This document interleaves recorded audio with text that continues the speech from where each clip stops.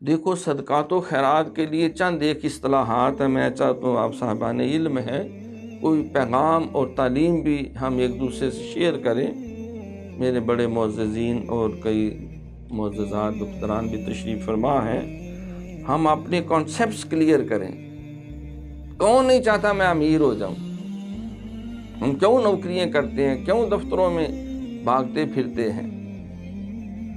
ہم کیوں جگہ جگہ جو ہے وہ اوور ٹائم لگاتے ہیں؟ مال آ جائے، پیسے آ جائے، سودگی ہو جائے، سہولت ہو جائے، تو ہم چاہتے بڑھ جائے۔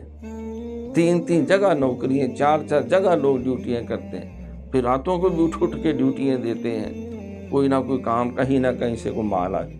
تو الٹیمیٹلی ہم سب کی یہی خواہش ہوتی ہے، اور مال زیادہ سے زیادہ ہونا چاہیے، تھوڑا نہیں، آئیڈیل زندگی ہو جائے گی۔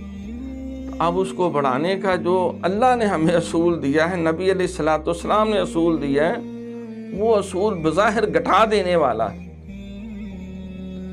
دیکھیں، اس کا سب سے جو صدقہ و خیرات فرض ہے، لازم اور ضروری ہے، اس کو زکوٰۃ کہتے ہیں۔ اور لفظ زکوٰۃ جو ہے قرآن میں نماز کے ساتھ 70 سے زیادہ دفعہ استعمال ہوا ہے، اور اس کے علاوہ بھی بہت دفعہ استعمال ہوا۔ اقیموا الصلاۃ وآتوا الزکاۃ وارکعوا مع الراکعین۔ تو لفظ زکوٰۃ، یہ زکاة ان سے نکلا ہے۔ زکاة ان کے 2 معنی ہیں عربی میں۔ ایک اس کا معنی ہے بڑھ جانا، نمو پانا، بڑھوتی ہونا۔ بھائی 100 روپے میں سے 2.5 روپے دے دیے، 97.5 رہ گئے ہیں، 97.5 رہ گیا، کم ہو گیا۔ تو اس کا معنی تو کوئی اور ہونا چاہیے تھا، گھٹ جانا۔ یہ بڑھ جانا کیوں معنی کیا گیا؟